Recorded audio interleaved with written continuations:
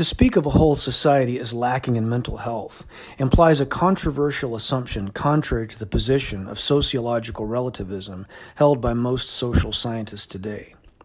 They postulate that each society is normal inasmuch as it functions, and that pathology can be defined only in terms of the individual's lack of adjustment to the ways of life in his society.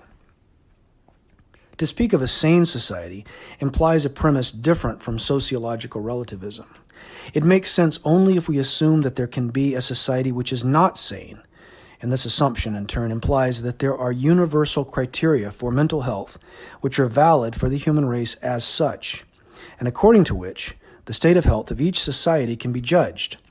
This position of normative humanism is based on a few fundamental premises. The species man can be defined not only in anatomical and physiological terms, its members share basic psychic qualities, the laws which govern their mental and emotional functioning. Welcome to the Rethinking Humanity podcast, where we dive deeper into what makes us human and what causes us to thrive. I'm Lacey Delane. Hi, I'm Sonya Larrea. And we are with you today for episode 26 live on YouTube from Atlanta, Georgia, for our episode on Can a Society Be Sick? This is going to be a good one. Sonya, how are you doing? It's kind of been a tough day for me today. I saw you, Lacey, actually last night with some friends, and I didn't mention there's someone in my family who's elderly, but is kind of at the last stage of life.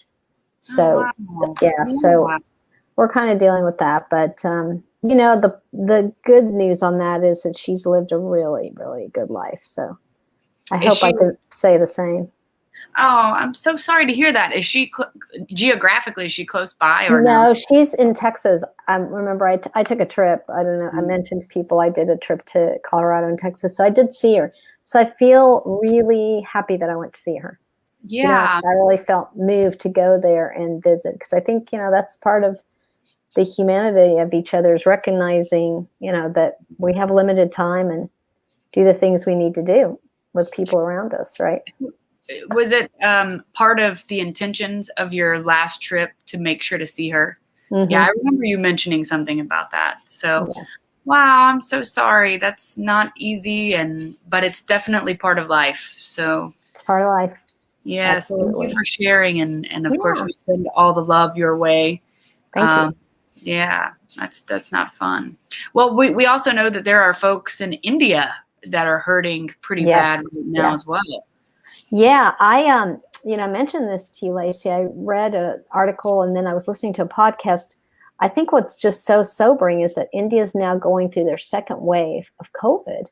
Mm-hmm. And what's struck me about the story is how they really had a handle on it. The country, they were doing a really good job, and started opening up, and people felt really comfortable, and it hit them. It's like they let their guard down, and now the country's just overwhelmed because they don't have the equipment, like the breathing, the supplies, like I guess oxygen. Yeah, they don't have the beds.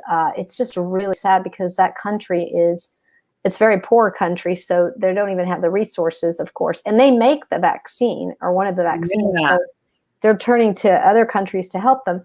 But the point I was going to make that you and I spoke with on the phone, Lacey, is we're a global world. So what happens everywhere else ultimately affects us, because there's variants that can come out of there. And it's just that we're all interconnected. And we learned that through COVID, right?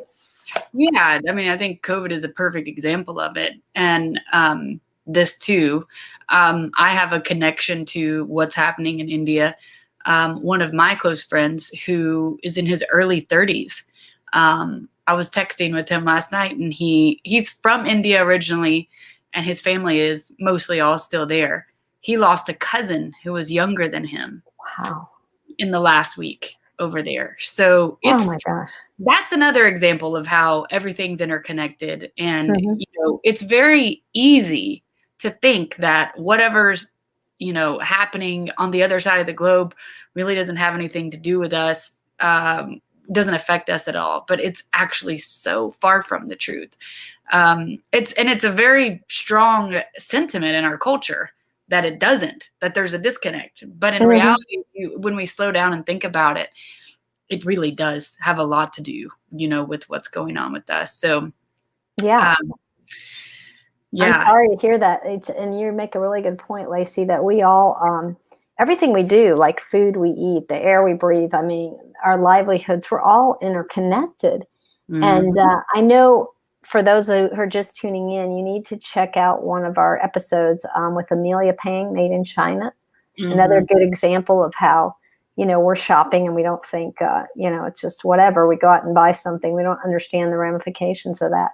Right. Speaking of that, I just started this book. I'm going to throw it out there. It's called, let's see if you can see it. Yeah. Fulfillment, Winning and Losing in One Click America by Alec McGillis.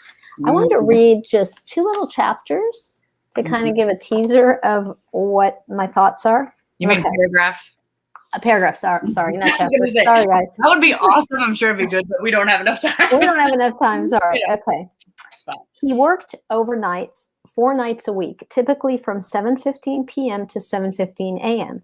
He worked all over the warehouse, stacking boxes in outbound trailers, loading packages onto pallets, and inducting envelopes and packages, which meant standing at the conveyor belts for the entire shift. There were no chairs on the warehouse floor, and transferring hundreds of items per hour from one carousel to another, while turning them right side up so that scanners could read their codes. He lifted a lot of boxes, some as heavy as 50 pounds. The challenge wasn't so much the weight as that you couldn't really tell based on size whether a box was going to be heavy or not when you went to pick it up. Your body and mind never knew what to expect. He wore a back brace for a while, but it would get so hot that he felt like he was being cooked. His elbow tendinitis flared up. He often walked more than 12 miles per shift. According to his Fitbit, he thought the device must be wrong and got a new pedometer, but it said the same thing. Dang. He put on a topical numbing cream before he went to work, took ibuprofen pills while he was at work, and when he got home, stood on ice packs, put ice on his elbow, and soaked his feet in Epsom salts. He switched shoes often to spread the impact across the sole. He made $15.60 per hour, a fifth of what he was making at the tech job, and infinitely more than what he was making unemployed. That's an Amazon worker. Okay, you can just tell where that's going. Wow. Just reading that blew me away. I can't wait to read this book. I know you're reading it. I'm going to borrow it from you when you're done. Okay. It just sounds so similar to what we talked about with Amelia Pang. I know. Made in China. It's like, it's not as intense, but it's the same thing. I mean, imagine you have to just change shoes 8 times, ice your whole body just to get through the day, and you're only making $15 an hour, and you're working overnight. And guess what? Amazon just reported. New York Times reported today that Amazon made over $8 billion with a B, everybody, billion. $8 billion in profit in the first 3 months of 2021. Okay. The first 3 months, while that guy is suffering. And guess what? How much money are they paying in taxes, guys? 0. None. That, I texted Sonya this earlier. That right there is criminal. That's just got to be criminal. $8 billion? I know. You texted me and I was like, oh my gosh, I got to comment on this. And I haven't read the whole book, by the way, guys, but you can see where we're going, considering we did a previous episode. Yes. Is our society sane? No. No. And then you talk about how we don't have, healthcare. Well, how expensive healthcare is. Just say it that way. Oh my God, this is beyond insane. People from other countries look at us like we have 4 heads. You can't make sure that people don't pay $8,000 for their medicine? What? It's crazy. Oh, it is crazy. So crazy. Yeah.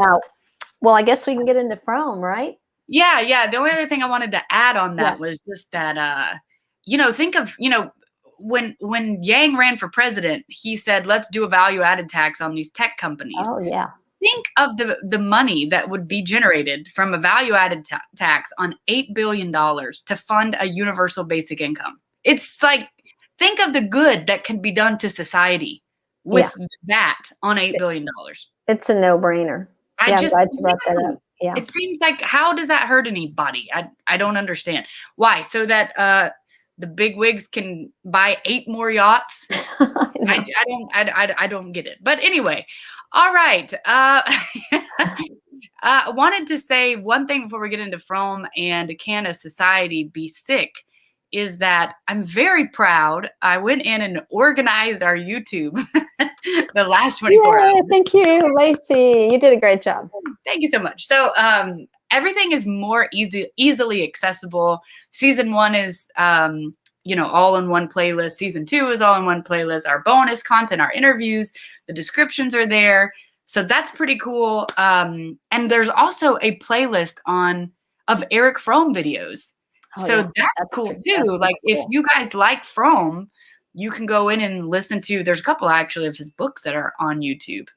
But anyway, there's a couple of the videos on that Fromm playlist. So just keep an eye out there. And of course, while you're there, subscribe. We want you guys to, of course, follow us on YouTube. So check that out. We have Melissa Bernstein coming up from Lifelines and Melissa and Doug Toys. And but we have a date change on that. That's going to be Friday, May the 21st now. Yeah, that's what I thought, 21st. Yeah. Okay, cool. Yeah. So that's going to be at 3 p.m. So just wanted to give everybody a heads up on that. And of course, we have some exciting news that's coming now very, very soon. Right, Sonya? Mm-hmm. Yep. We are very close on our new logo reveal. And we have another piece of big news that goes like parallel with that. But we won't get into all that yet. But we just want to tell you we're getting close and we're getting excited. So stay tuned. And none of the content is changing. None of the name of the podcast is not changing. We're just changing our logo, basically. Maybe our colors, whatever. Mm-hmm. So just stay tuned. All good. Okay, yeah. Okay, so let's get into this. Can a society be sick? So listeners, especially if you're on YouTube with us right now, please feel free to comment. We'd love to see what you have to say. But I want to throw some questions out there for you to ponder as we get into this. This is so foundational. This chapter is so foundational to so much of what we really believe and how we think on the podcast, but also to Fromm's work. So this chapter I'm like particularly passionate about. So here's some questions for you to ponder. Do humans have an inherent nature? Can humans be defined in universal terms with regards to our emotional functioning? So basically, across cultures, are human beings similar in the way that we function emotionally? So something to think about.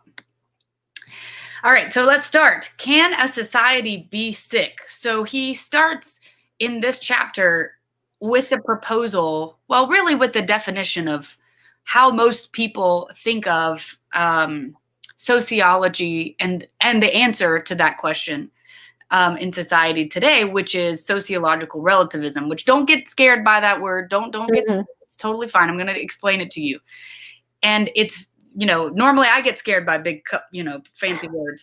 So you're not the only one. But basically all it means is that a society is normal in as much as it functions. So if a society is functioning, then it's normal. And so one of the first things that Fromm is saying in this chapter is that's kind of like the general MO of how people look at this. Can a society be sick? Well, if a society is functioning, then hey, it's normal. It's, it's fine. And so he's saying, and this is actually the intro that you heard, or intro audio that you heard, is the very first part of the chapter here that we're speaking of. So if we're going to talk about having a sane society, that implies that, there is something different than sociological relativism. And if we're going to make this assumption, he says we have to assume that there is some type of criteria for mental health that's universal. And so,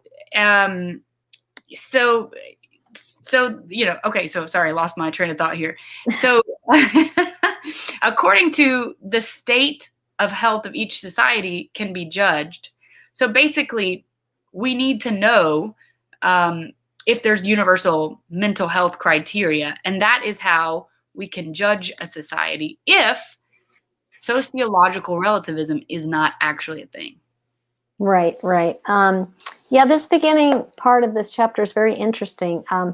I like the fact, everything you're saying, yeah, of course, I picked on that, on the sociological relativism. Just like you said, the definition is each society is normal in as much as it functions. That definition is very interesting, in as much as it functions. If we think about it, yeah, you could be functioning. That doesn't mean it's normal.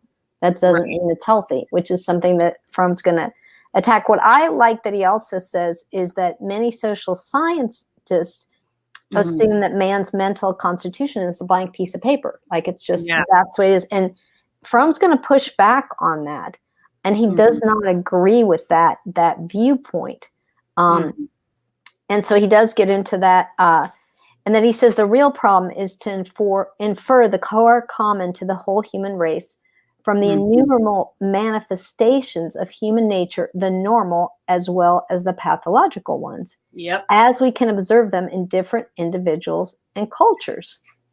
Right. So obviously he's saying, based on his studies and experience as a sociologist and as a psychologist, that there is a way to define our human nature when it comes to an emotional and a mental health quality, if you will.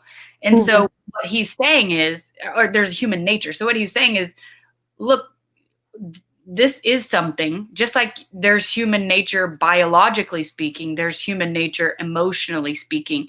And we don't have a lot of details about what that is yet. But what you just read, the task is we need to figure out what that human nature is when it comes to emotions and human needs. And I think it's easy to say, well, yeah, but I don't think we have an emotional human nature. Yeah, but we've seen studies of infants who die if they don't get touch. Right. Or love. And so that is an emotional need that every human being has. Sure. That is a universal thing. So I do think that there's plenty of pushback to that position. Absolutely. Yeah. I also like where he says the task is furthermore to recognize the laws inherent in human nature and the inherent goals for its development and unfolding. Yes. And then later he says that there's mental health. I love this. I've actually put this on Instagram. Mental health is achieved if man develops into full maturity according to the characteristics and laws of human nature. Mental illness consists in the failure of that development. And it's all based on, and he says this at the end of the chapter, the needs of man. So knowing what our needs are as a human being and being able to judge or interpret or observe whether the society is set up in a way that accommodates those needs. Right.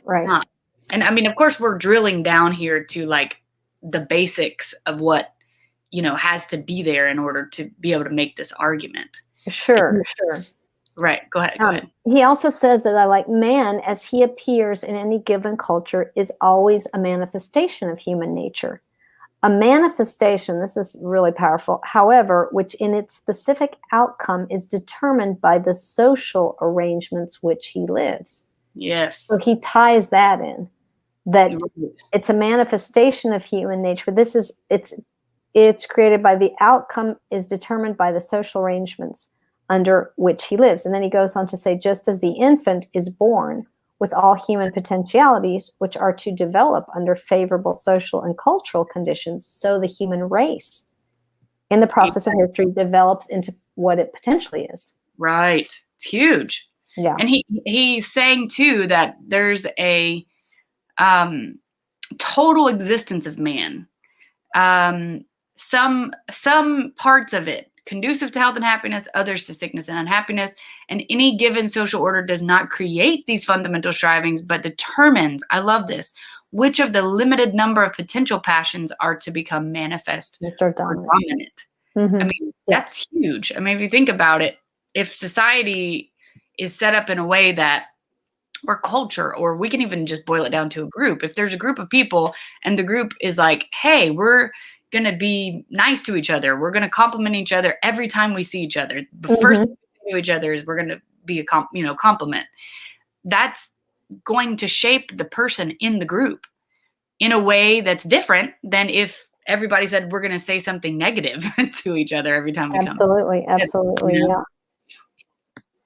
Yeah. I mean, it's deceptive. I know you're probably going to be talking here about the normative humanism, but what's deceptive, like kind of you're bringing up the members of society, is how we have this idea that this is a consensual validation of everyone. Yeah. And he does talk about that, and we talked about this a lot before. The fact that there's millions of people that are doing one thing doesn't make it a virtue. Yeah.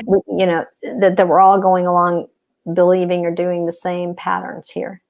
Yeah, the pushback might be, well, but everybody's doing the same thing, and you can't, nobody's like, manifesting like crazy ways of being crazy. Everybody else is doing the same thing. Well, just because everybody else is doing the same thing and they're not like having nervous breakdowns, well, some people are, but in plain sight, that doesn't mean that it's sane. It's like, if everybody jumps off the bridge, are you going to jump off the bridge?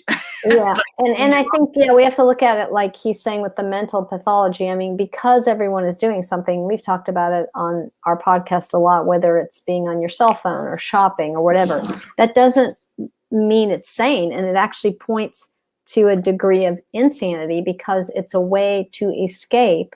Mm-hmm. And it brings us back to that whole idea of the isolation and alienation. And so you're wanting to do what everyone else is doing. And that Fromm does, that's a lot of his themes also.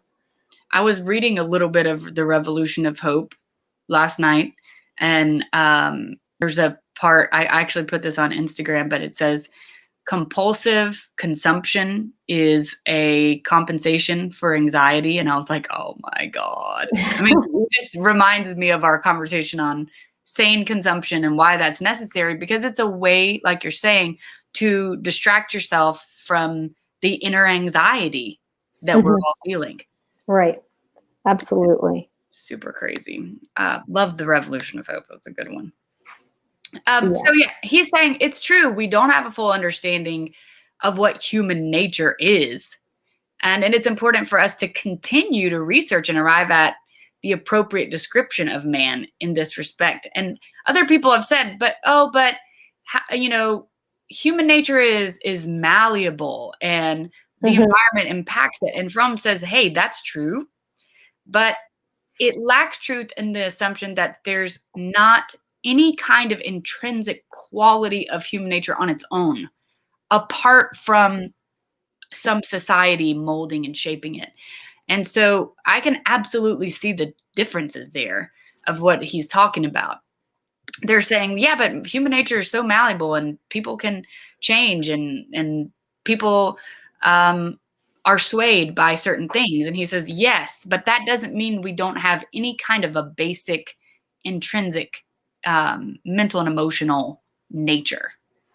Yeah, I got, and this is later in the chapter, but I know we'll skip around. I got that he claims that humans were very adaptable and we can kind of deal with any situation, like the worst and the best. That doesn't mean, he says that doesn't mean that we're not going to react and that we don't eventually react to, like, say, an inhumane treatment or something that's happening in our lives, which we might be reaching that point actually in our society now. So the reality is, even though we are so malleable, that doesn't take away really what our true nature is. Right. Right. And that doesn't mean that there isn't a true nature, like, of course there's a true nature. I know that I've heard a lot of, from academics, I have heard a lot of pushback to this idea that there is a human nature in general, but specifically like emotionally and mentally. And of course, like, I agree with Fromm. I'm not saying that we've got all the research and all the information, but I think there's some evidence that shows that that it is the case that there's Mm-hmm. certain things that provide for a thriving or an aliveness for each individual in a mental or an emotional way, and certain things that don't. And to the extent that we accommodate one or the other determines how healthy or how alive people are going to be in a certain society. Yeah, absolutely. One of the things in the chapter that he talks about too is defect and neurosis. Yes. Which is really interesting to me. He says, if a person fails to attain freedom, spontaneity, a genuine expression of self, he may be considered to have a severe defect, provided we assume that freedom and spontaneity are the objective goals to be attained by every human being. If such a goal is not attained by the majority of members of any given society, we deal with the phenomenon of socially patterned defect. Yeah. And what that means, I think, and tell me what you think, Sonya, how I hear that is like, whenever that defect is so widespread, so there's so many people that have it, then it becomes a socially patterned thing. Right. And that very defect could be raised as a virtue in the culture, as a virtue, because everybody has that same defect. And so I think that's really fascinating. Yeah. I mean, I think we see that. I'd love to hear if you can think of any examples, but I think the anxiety is one of them, you know, living in a state. Yeah. Sorry. I didn't go. I was just saying the defect of being greedy, of obtaining wealth. Okay. That has been raised to be a virtue. Right. Ambition, even in a way. Ambition. Yeah. That's a good one. Ambitious. Like, especially as someone who's young and single, like people will say, well, is he ambitious? I'm like, you know, like that's something that you're supposed to find in a partner. It's like an ambitious quality. And the thing is I'm like, I want to have a work-life balance. I want to, enjoy life and have a good quality relationship. And so, yeah, I think the striving for more and more and more is a value, but it's a defect. It's actually a defect. Greed. That's what's at the root of all these major problems we're talking about. Linking back to Amelia Pang, linking back to this Amazon book that you're talking about, linking back to the talker stuff that we talked about last week, linking back to the palliative care that we talked about last week. It all goes back. But if you think about it in normal, our culture, if you addressed it, the average person would think, what's wrong with getting ahead? What's wrong, with getting that brass ring of making, all the money? And kind of it's elevated, we've elevated that in a culture because we associate that with, you're successful, you're doing well, you're mentally healthy, which is, we know is not the case, that you've sort of have this level of achievement, which I think Fromm would say, yeah, that is showing a defect. That reminds me of what we talked about at the beginning with the India stuff, that we're all connected. And it's almost like people think, okay, well, if I function from a place of greed and I'm making all this money and this is, how I'm living my life, that's not affecting anyone else. But we're seeing through this example, it is. Right. And I think that's what's sort of like we're pulling back the curtain. Because we can only, you can't live in this bubble or sort of hidden and thinking that what you do every day doesn't affect, every choice you're making.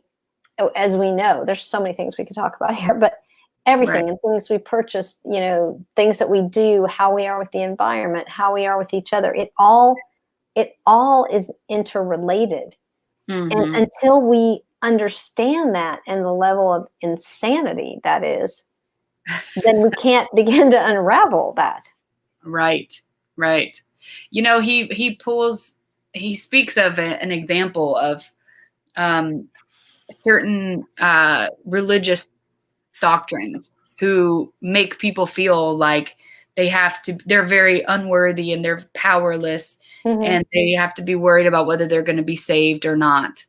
And that right there is a value. It's a positive thing within the religious community, but it's a defect. And it's a defect that causes that person to continue to go back to that same community and get the approval and need it's insane. See what I'm saying? Mm-hmm. So he's drawing the line there between that situation and kind of how we're living today. Right. And it's so, I think that what we don't realize when you bring up the doctrine, it's just so embedded. That's the word I was looking for, in the culture. Yeah. For instance, in the US, we talked about it a little bit yesterday. It's the Protestant work ethic. There's these values, even if you're not religious, but you've learned sort of from the culture and from people around you that this is like a good thing. This is a good thing that, I'm killing myself to go to work every day. I worked, 15 hours. I sacrificed. There's this element of, sort of like a martyr kind of person, and that's something that I don't think we realize, even if you verbally say, I disagree with that. But if you hear that message enough, it's in there, it's in like the brain.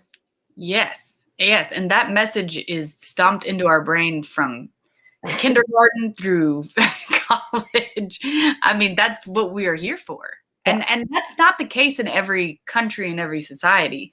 Yeah. But in the US, man, we are here to get a job. If you don't have a job, you're a loser. You're a loser, people. Yeah. But that's kind of like the whole point of everything, which is right. Interesting, and an interesting connection to what he says here. He says today, because this is what that kind of a lifestyle produces. He says today we come across a person who acts and feels like an automaton, who never experiences anything which is really his. Well, before I keep reading this, let's try to explain what an automaton is. How would you explain it, Sonya? It would be typical. I like a robot, like a person that's just, on autopilot. Autopilot, yeah. Going through the motions. Yeah. He says, today we come across a person who acts and feels like an automaton, who never experiences anything which is really his.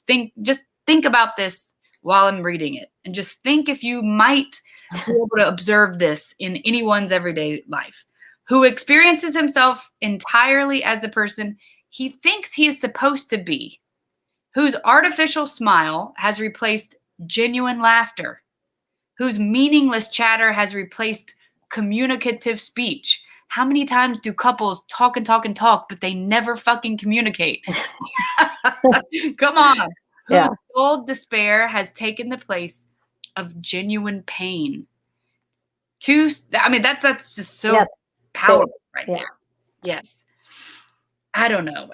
No, that is, what you're reading, I think anyone hears this has either experienced this personally or been with someone who's being an automaton. I think it's actually very common. Right. Very common. Which is why I think the variety for us as humans is so important, because when we do the same thing every single day, it's very hard to not live like an automaton. And that is like, well, at least in generations past, like you are just super awesome if you have a job and you stayed in that job for decades. Right. Yeah.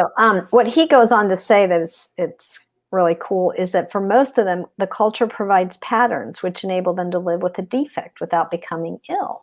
Mm-hmm. So the culture that we live in actually provides us remedies. So what I believe he is saying there is that, the cultural pattern, whatever is acceptable in the culture, we're all going along with. And so one does not feel as if one is ill. You feel like you're going along with the pack, that this is the norm. Right. And that's where you create the, insane society. It's hidden to everyone, but it's there. Exactly. Yeah. And he continues to say that two statements can be made about this person. One is that he suffers from a defect of spontaneity and individuality, which may seem incurable. How many times have we said, man, I want some more spontaneity in my life? You know what I'm saying? Yeah. At the same time, it may be said that he does not differ essentially from millions of others who are in the same position. And Fromm makes a very strong argument in other writings that we think we have some of these opinions. Like we think we have certain opinions, but they're actually culturally right. washed opinion. Like we think that, but we actually only think that because it's what we've been told over and over It's again. the brainwash of the culture. Right. Right. Yeah. No. He goes on, and I know we've talked about this before in another realm, maybe now today with the internet, that what happens if we take away in our Western culture all these things that we use for escapism? He talks about movies, radio, television. We could throw internet in there.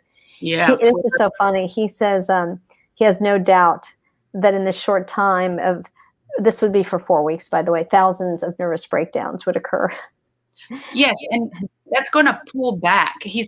Pull back the curtain behind all the anxiety that all these things help us to escape. He says, opiate against the socially patterned defect were withdrawn, the manifest illness would make its appearance. Ugh. Right. I mean, yeah, without a movie, without Netflix, without Instagram, without the internet, take away the internet. Yeah. Woo, people are going to lose their minds. It's not they're going to lose their minds. It's the lostness of their minds is revealed. Yes, all the other stuff is helping us suppress it, you know? I think we're used to the dopamine hit because we're all we're in the digital culture now, which is something that we've obviously addressed on here. So Fromm would probably have a field day with the cell phones today, right? Oh my gosh. It'd be interesting to see what he would say. Oh yeah. About it. The other thing that's cool about this chapter is he does mention that Freud was actually supportive of this idea that a society can be sick, and wrote about it in Civilization and Its Discontent. And so I don't really think I want to read what Freud wrote, but I think it's worth noting that Freud echoed this, or I guess it would be Fromm echoing Freud, but Freud was someone who could see this, and he is arguably the father of father of psychology, modern psychology, whatever. Right. Yeah. Yeah, I do think it's a good point. And I know earlier in the podcast, I brought up, which we're at in this chapter now, I brought up the part about man reacting to his environment or to what's going on around him. And I think this is very, very powerful because I think it fits today what we're living in our world. It says, which reaction occurs depends on many factors, economic and political ones, and on the spiritual climate in which people live. But whatever the reactions are, the statement that man can live under almost any condition is only half true. It must be supplemented by the other statement that if he lives under conditions which are contrary to his nature and to the basic requirements for human growth and sanity, he cannot help reacting. He must either deteriorate and perish or bring about conditions which are more in accordance with his needs. I love that because that's where we are today. What page are you on, sister? 19.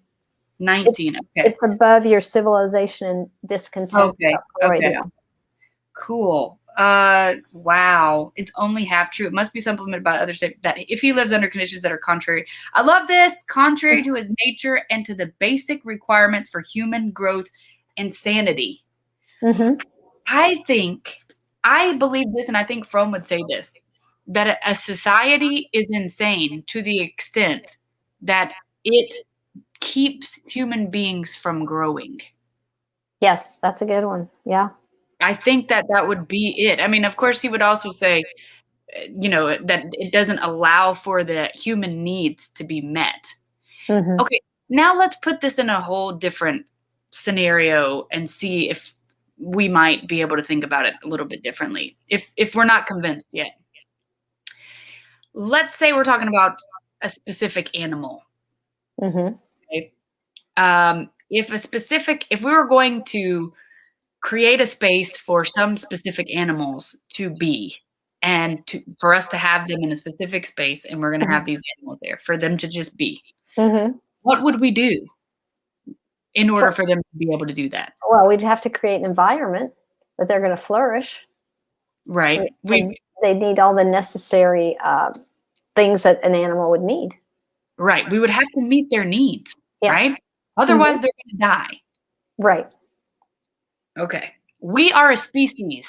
We are animals. We are humans, yes. We are highly evolved animals, but we are certainly animals. We are a species, and we forget that. I think it's so easy to forget that because of technology and Right. how we're living our lives now. Well, Yeah, go ahead. Go ahead. no, we've moved so far away from our nature, I believe, Mhm. the true inherent nature, because of all these other things, the culture and the fact that we have to work, and the fact that, we're told this, whether it's fame or money or being the best at something or the outfit you wear. I mean, go on and on. The list is endless, right? So we've lost, I think, touch with that nature of who we are and what we need, what we truly need. Mhm. We've been told you want this, right? And so there we go. We've been told you need this, but it really hasn't been what we needed, right? Right. Yeah. I want I'm- because I supposedly need. Yeah. That's the thing. I want that, I want the latest whatever, I want, I don't know, the latest candle. Right. You need a new iPhone. You need a new computer. Right. You have to have a nice car that's not, paid for. Absolutely. Yes. Oh, wow. Yeah, interesting. And so, I mean, I think, I don't know, it's super interesting. So he says that his book, this, and what we're going to do in season 2 is we're going to venture upon the research about what is human nature. What is a society that's not sick? Of course, we feel like today we've determined, yes, a society can be sick. But he says this book and our conversations in season 2 are going to be based on the idea that a sane society is that which corresponds to the needs of man. What his needs are objectively, as they can be ascertained by the study of man. Our first task, then, to ascertain what is the nature of man and what are the needs which stem from the nature. So that's why the whole human nature thing is really important, because we got to know what our nature is to know what our needs are. Raise a bunch of monkeys without knowing what their needs were, because they were not going to survive if we didn't meet their needs. We are a bunch of humans. We have certain needs. And if we are going to survive and thrive, we need to know what those needs are. Absolutely. Yes. We must then proceed to examine the role of society in the evolution of man. So this part is quite interesting to me.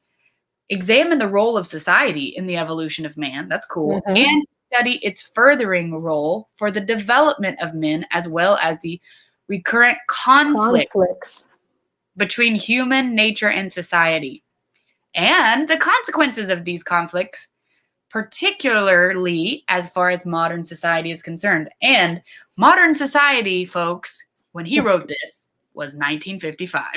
Right. So yeah, I think that's a really good. I was going to say the same thing, Lacey. Nature of man, and what are the needs which stem from this nature? So perfect. Yeah. Yes, I love that. Cool. I think that nails it. I think that's like the bedrock of our podcast, wouldn't you say? Oh yeah, it is. It is, and that's what. I mean, Fromm. What I was going to throw out here for everybody who's listening, you don't have to necessarily agree with Fromm. I mean, his writings were in one era, but he has very timely, important things to say, and I believe we as a culture need to listen to him. But we would love to hear if you have a different thought, or you read someone else that maybe challenges that, because it's always fun to kind of look at both sides. Yeah, for sure. I mean, we definitely, I think this resonates with me. I think it resonates with you. That doesn't mean like Eric Fromm is the end all be all. He does. We should just agree with everything he says. No, that's not what I'm saying. I don't think that's what you're saying.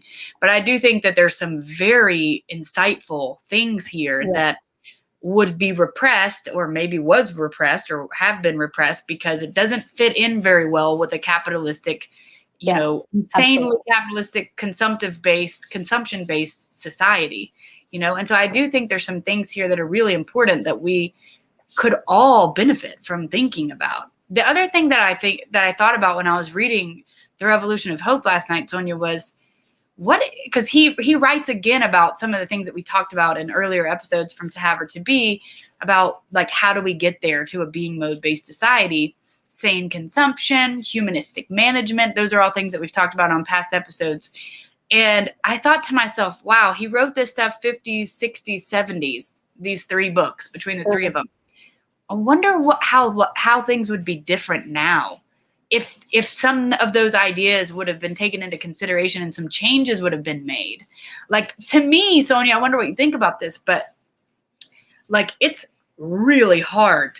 I'm not saying it's impossible, but it's much harder to make those changes now than it would have been in the 50s. Because look how deep we are now into technology, into our ways of life with capitalism and uncontrolled, unfettered capitalism.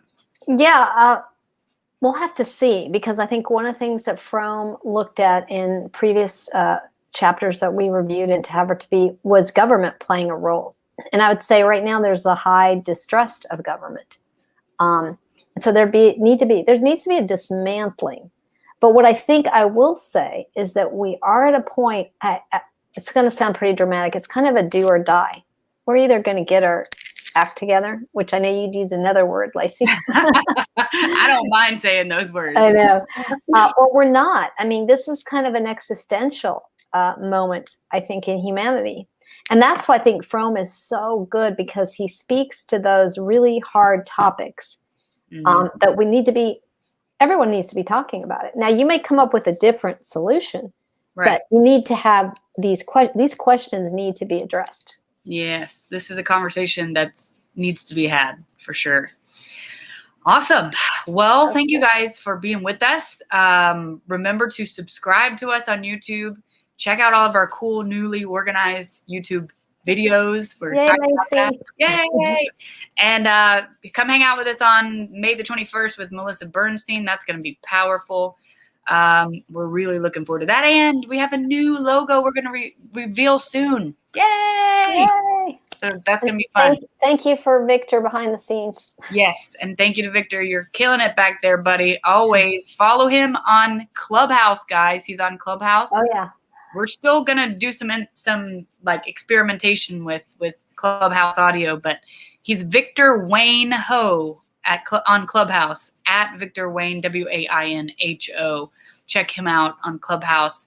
And if anybody's joining us from Clubhouse because they heard him in Clubhouse, hi, and thank you. All right, guys, have a great Friday afternoon. Have a great weekend, and we'll see you next week on the Rethinking Humanity podcast. Bye. Bye. Fromm's The Sane Society is based on the idea that a sane society is that which corresponds to the needs of man, what his needs are objectively, as they can be ascertained by the study of man. It is our first task, then, to ascertain what is the nature of man, and what are the needs which stem from this nature. We then must proceed to examine the role of society in the evolution of man, and to study its furthering role for the development of men, as well as the recurrent conflicts between human nature and society, and the consequences of these conflicts, particularly as far as modern society is concerned.